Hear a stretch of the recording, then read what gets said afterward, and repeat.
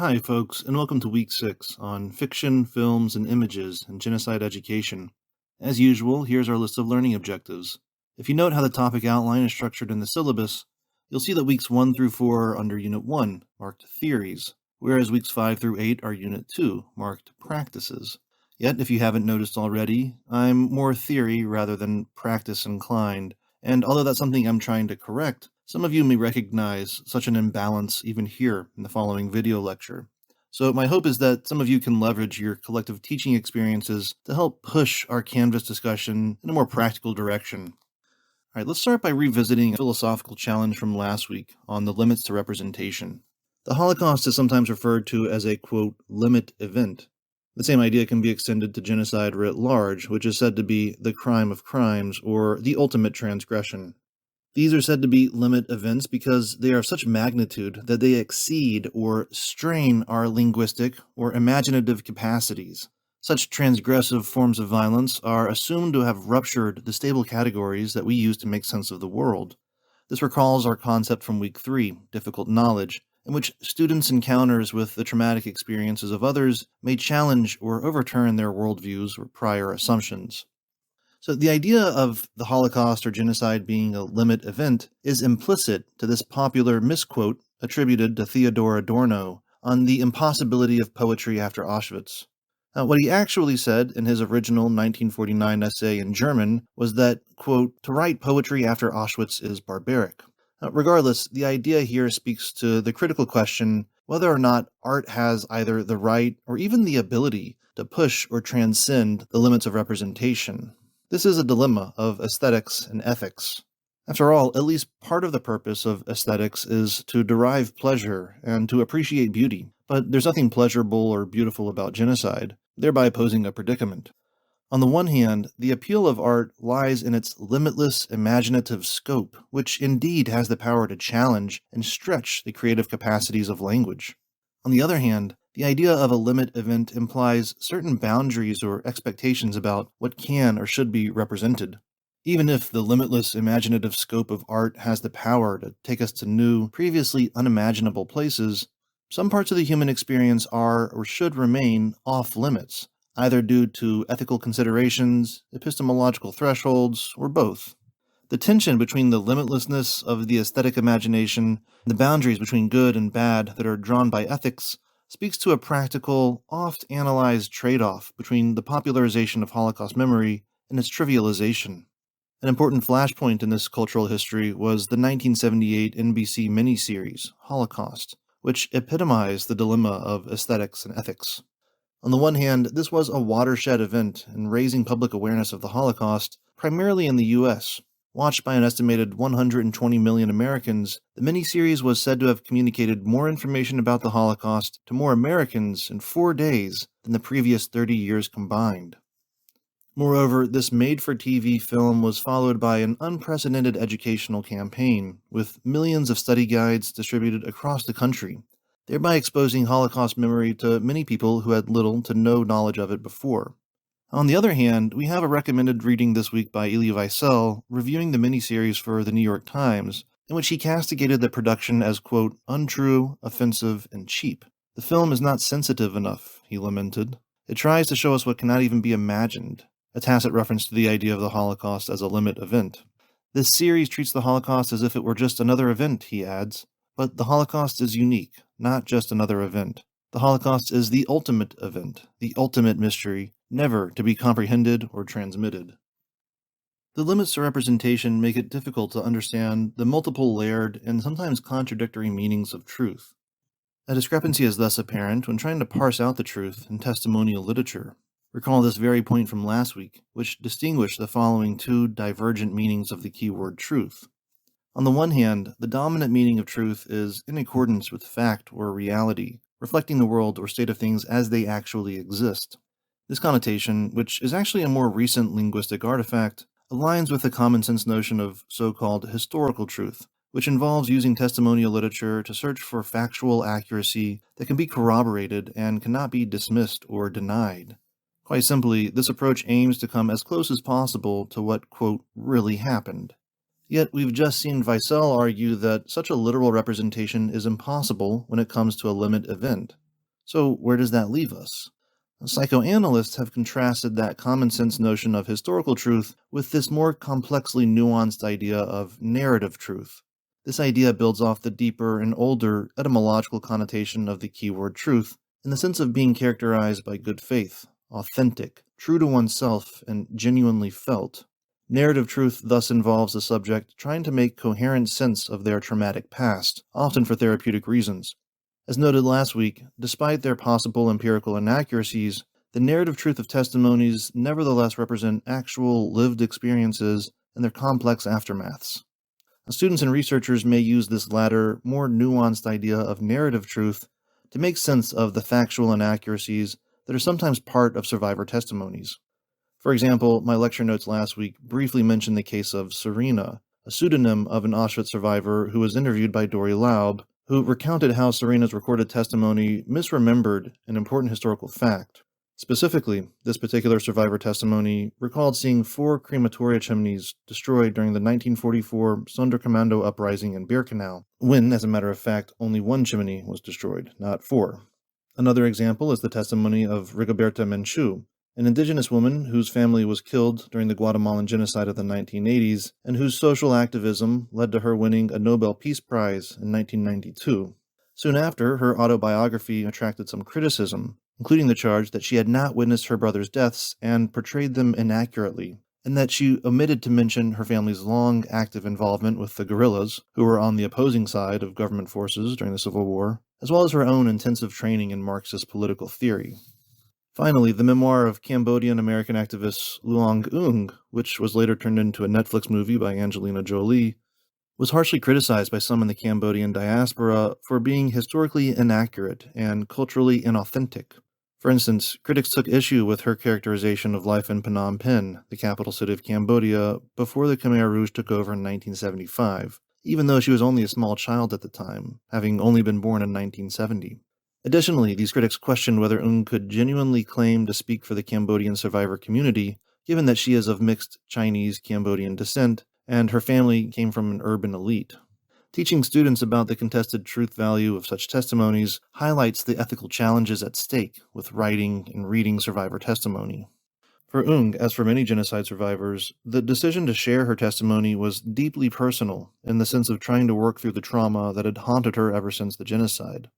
According to another analysis from the secondary literature, her writing and activism have thus become therapeutic acts of redemption and healing through which Ung earns her survival, making it worth being alive. In the survivor's logic, she believes that she is granted life in order to commemorate those who died.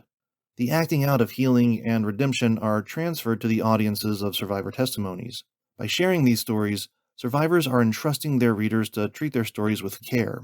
When students read survivor testimonies, they become second-hand witnesses, and thus incur, at the very least, an epistemological responsibility that entails trying to understand how the knowledge of the testifier has been formed and reformed through trauma. Again, at the very least, this means that students should understand ahead of time that traumatic memories aren't always entirely factual or accurate, but are instead often expressed through fragmented and disjointed memories that are only partially constructed. As suggested last week, the main point of engaging testimonies isn't necessarily to pull out historical facts. Rather, the epistemological responsibility of students in this sense is geared more towards social and emotional learning.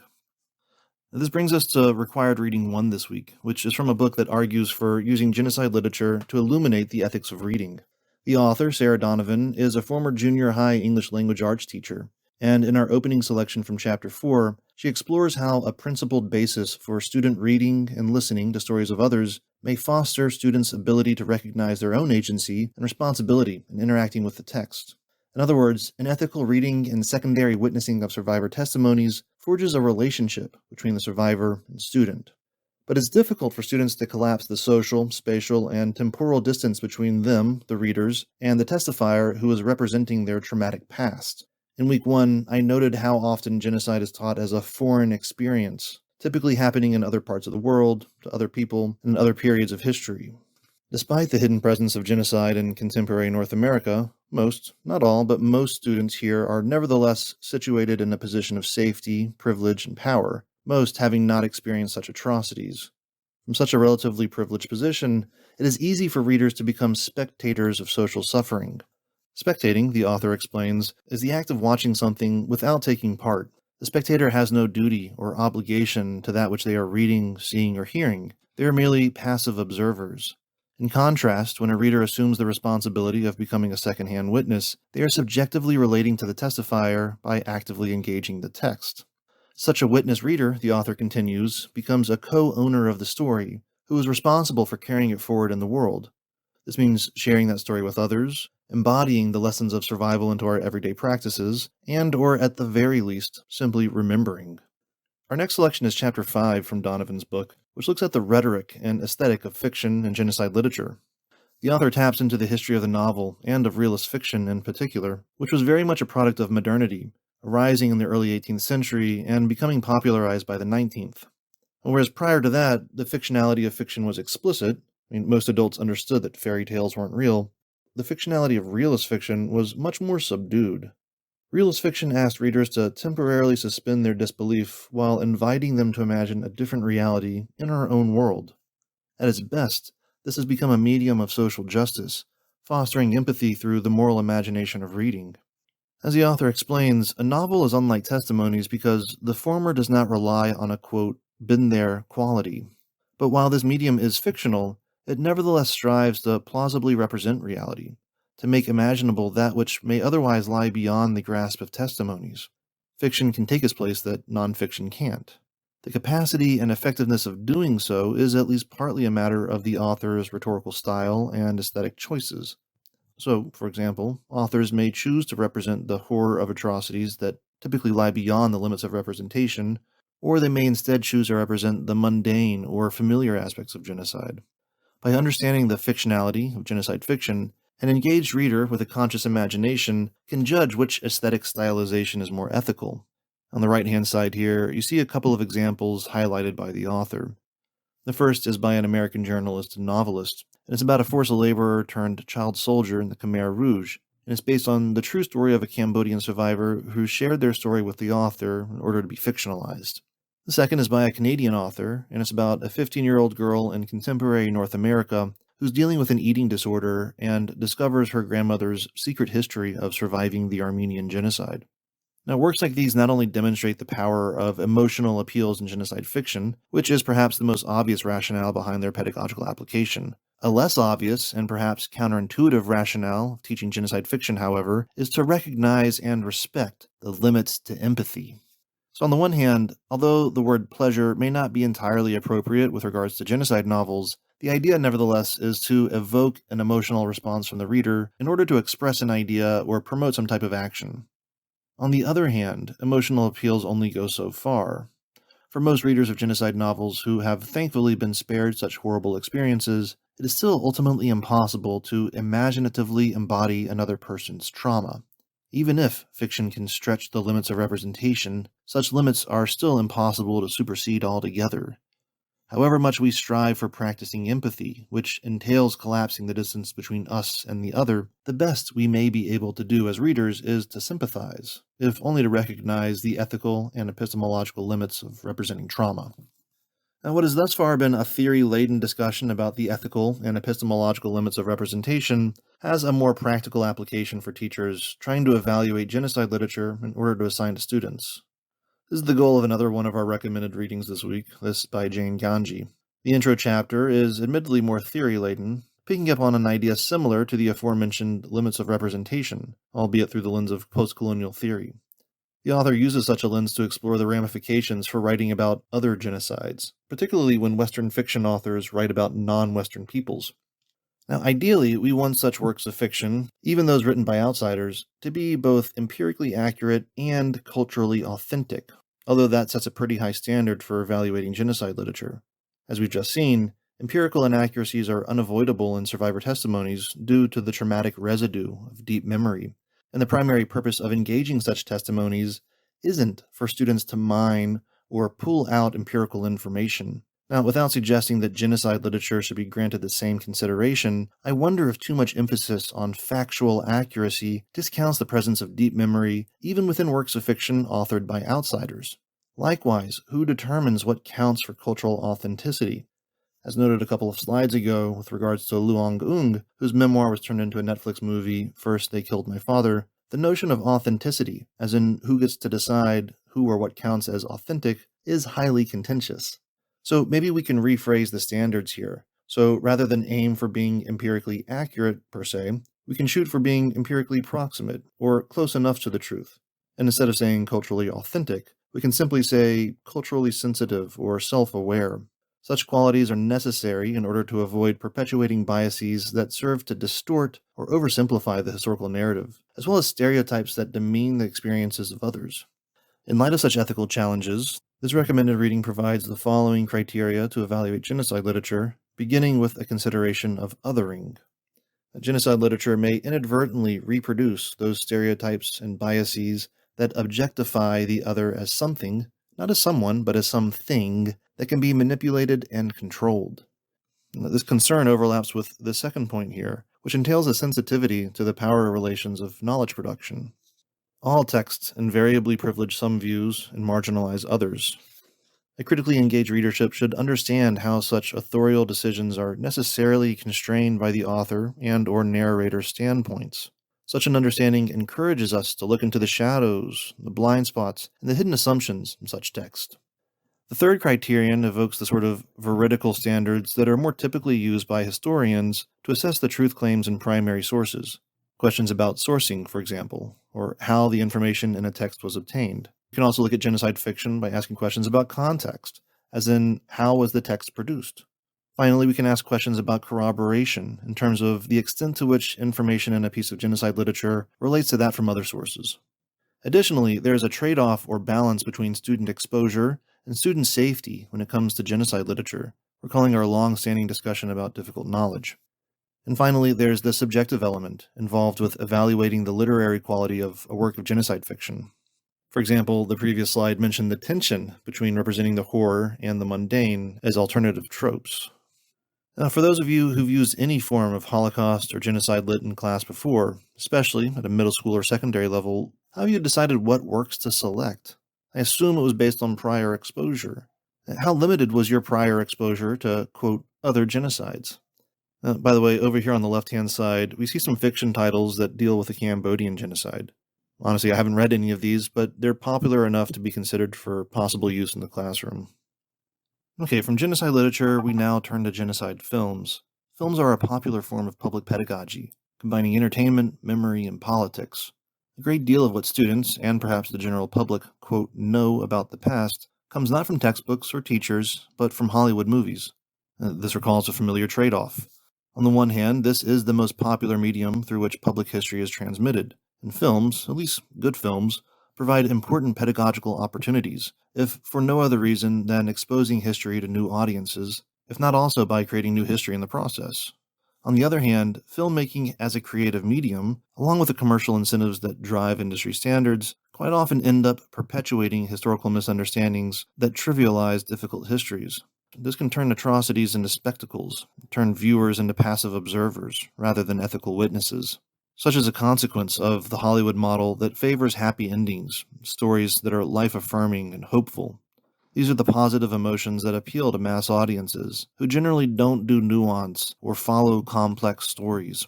Audiences go to the movies to be emotionally satisfied and entertained, not to receive knowledge.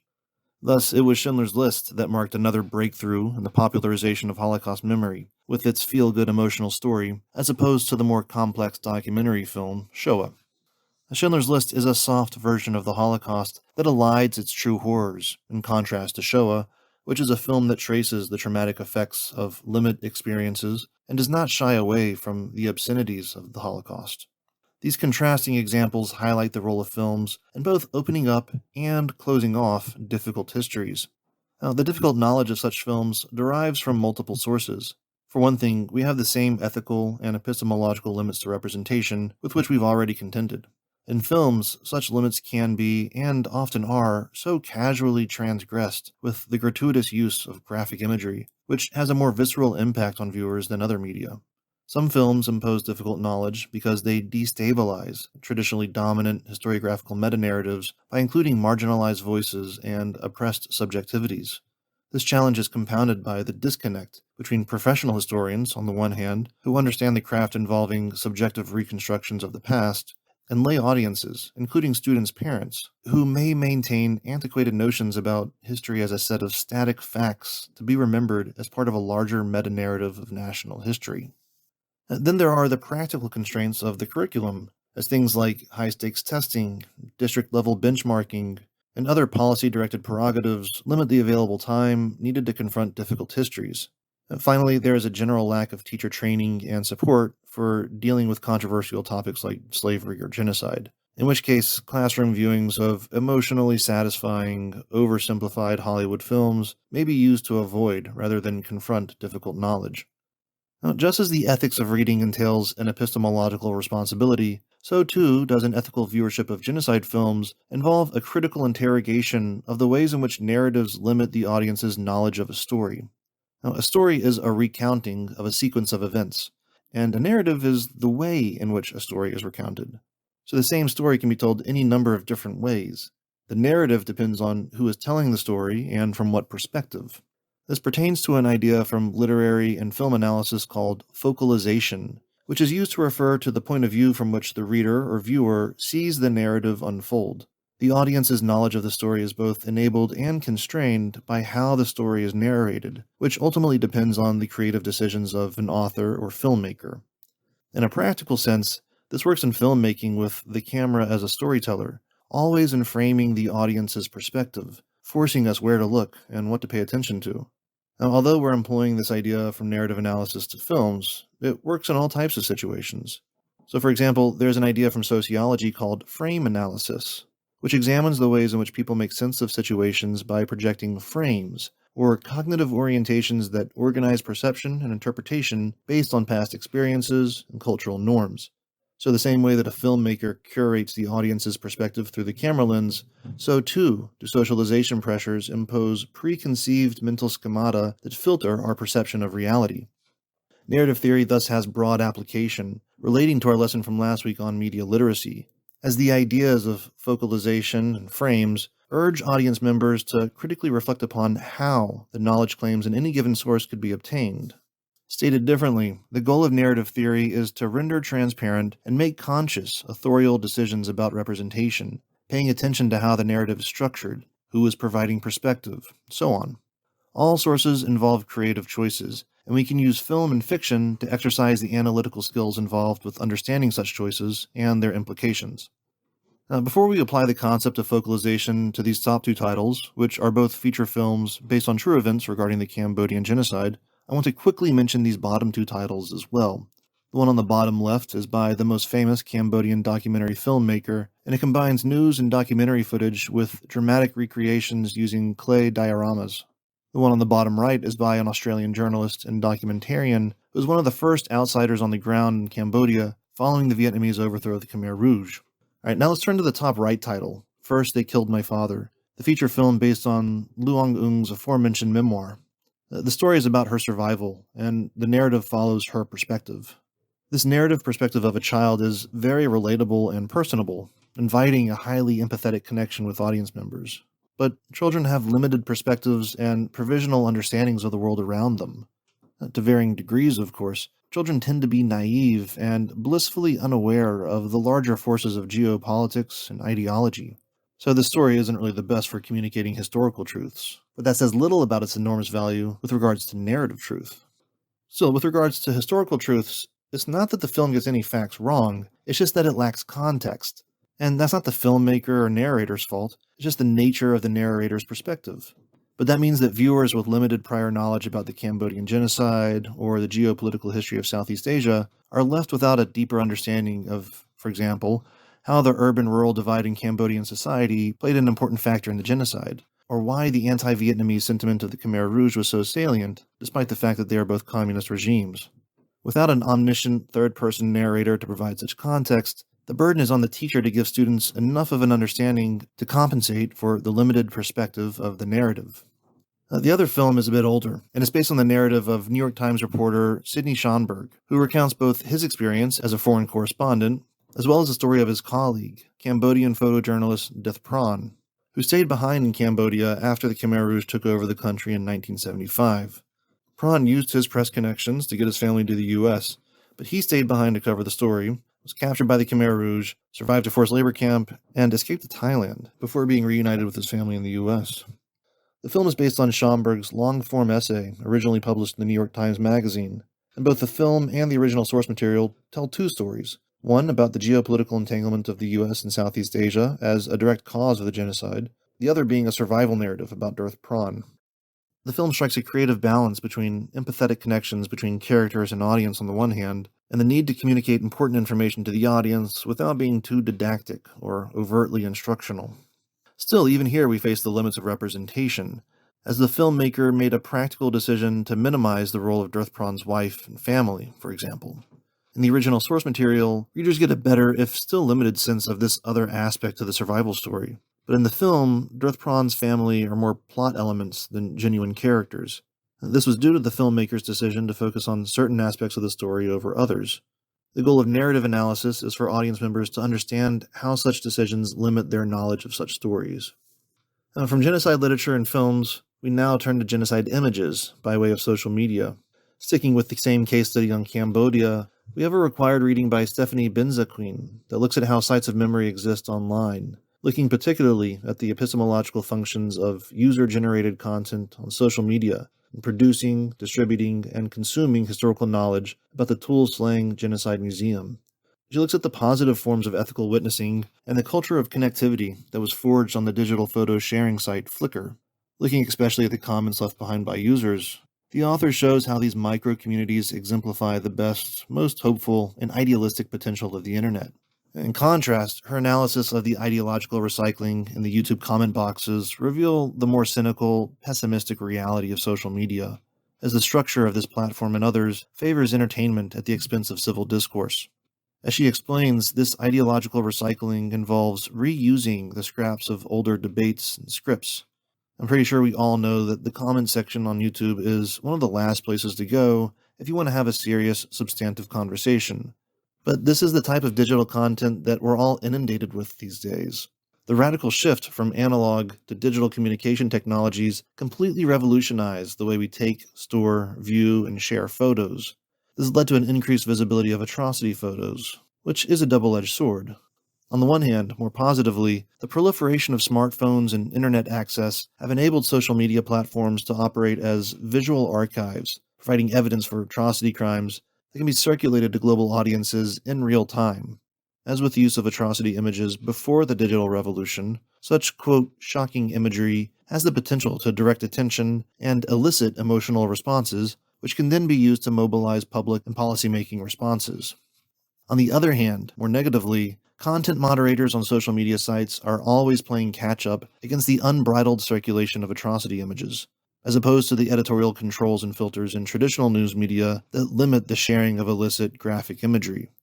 As such imagery spreads online, not only are the victims objectified and dehumanized yet again, but bystander audiences can become emotionally numb and desensitized in the face of such an influx of atrocity photos, most of which are shared and seen without any context to enable a fuller understanding. Students and researchers therefore need coping strategies in order to deal with the vicarious trauma that comes with such visual inundation. Vicarious or secondary trauma is a concept originally coined by and for trauma therapists, and later extended to other professions where people are regularly exposed to the trauma of others. This is an increasingly relevant concept for social media content moderators, as well as for the general publics that widely consume such images online. Given this reality, we need to find and adapt best practices for minimizing the harmful impact of widespread exposure to atrocity images. For teachers, this includes instructional design choices, such as by carefully considering the way such images will be shared in class, how they'll be used in accordance with learning objectives, how or what context will be provided, how or what supplemental materials will be used, and so on. This also includes providing supportive learning environments, such as the use of disclaimers or trigger warnings, and especially the use of debriefings, either as a class or in groups, perhaps even in conjunction with personal reflection statements. Now, given the risk involved with repeated exposure to atrocity images, how might we ethically use such imagery for pedagogical purposes? I put use in scare quotes to reflect a common critique that we've already come across, which is that such imagery objectifies its victims. Indeed, we see a closely paralleled debate over the use of images in Holocaust pedagogy. Indeed, the public imagination of the Holocaust is widely, if not primarily, informed by an abundance of atrocity images. This popular iconographic understanding of the Holocaust displaces or obscures the complexity of this history, as a mass of decontextualized images tend to get blurred into a single, homogeneous, collective impression. Additionally, most of the photos from the Holocaust were taken by the perpetrators, meaning that when we use them, we're effectively adopting the perpetrator's gaze. Once again, this has the unintended consequence of objectifying victims, of once again stripping them of their identities and inherent dignity. Some critics go so far as to argue that such photos are ethically compromised and should therefore be repatriated, put off limits. The common wisdom in the field of Holocaust pedagogy doesn't go that far, but as represented here by the IHRA's Guidelines for Teachers, the use of atrocity images is assumed to be unnecessary for teaching the Holocaust. Yet, as some counter-critics point out, the reality is that such images are already widely and easily accessible as a result of the digital revolution. And whether we like it or not, young people readily encounter atrocity images across multiple media and a variety of fora beyond school. As such, it's necessary to provide training in visual literacy skills.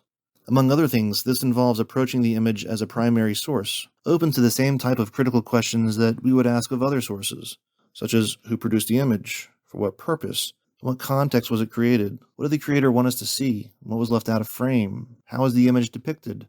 Thus, the idea here is that we can use atrocity images as educational tools that practice visual literacy skills. Visual literacy refers to how we make meaning with images, and among other things, it involves retraining the brain to slow down and pay attention to details. The human brain is hardwired for fast looking, which entails the rapid, unreflective processing of raw sensory data into intelligible information. This is a highly intuitive process that requires automatic judgments to fill in the gaps from fast looking with inferential reasoning. When it comes to atrocity images, this way of fast looking enables the popular tendency to use such images for purely emotive or illustrative reasons. Without context, such a superficial way of using atrocity images inhibits our ability to understand mass violence. We thus have to retrain our brain in order to practice slow looking, which involves paying attention to details, deferring judgments, making careful discernments, demonstrating an awareness of subjectivity, including a self-awareness of one's own biases, and other purposeful strategies for seeing beyond superficial first glances in order to instead make out the deeper complexities at stake. A key imperative of visual literacy is to treat images like any other source that can be figuratively read and analyzed. This entails treating photos like the artifacts they are, which in turn opens the possibility of tracing the social life of photos, from conception and production to circulation and consumption. We can apply the skill set to our continued focus on Cambodia, with the author of our final required reading of the week, Maria Alandor, focusing on the infamous mugshots from the Tool Slaying Genocide Museum, formerly known as the S-21 Prison Center. Located in a former school in the evacuated city of Phnom Penh, S-21 was the central interrogation facility of the Khmer Rouge. Only a small fraction of the regime's total victims were actually sent there, however. Now, the mugshots were part of the administrative process of coercing confessions, as the majority of prisoners were accused of treason. This included some high-level Khmer Rouge officials, even some staff from S-21, who were caught up in the party's ruthless purges. Once the forced confession was obtained, prisoners were then murdered and disposed of in the nearby killing fields. This systematic prison bureaucracy hinged upon documentation, and these photos in particular played an important social function by manufacturing difference, of turning victims into criminals. We thus need to understand the context behind the creation of these photos, not just their content. And yet the social lives of these mugshots continue to exist, as these images have been copied and repurposed for didactic purposes. This began soon after the Vietnamese forces deposed the Khmer Rouge in January 1979. Now, I won't get into the geopolitics of why these two neighboring communist forces were so completely at odds, but long story short, the Vietnamese installed a pro-Vietnamese, anti-Chinese, pro-Soviet regime that immediately politicized the nascent genocide education initiative in Cambodia, beginning with the decision to preserve S-21 as a site of memory. The mugshots continued to be an important source of memory, even as genocide education receded in Cambodia during the transition from communism to democracy in the 1990s. Genocide education was marginalized at the expense of reconciliation and the political need to court Khmer Rouge defectors. Even so, the anonymous mugshots provided a safe, decontextualized body of knowledge.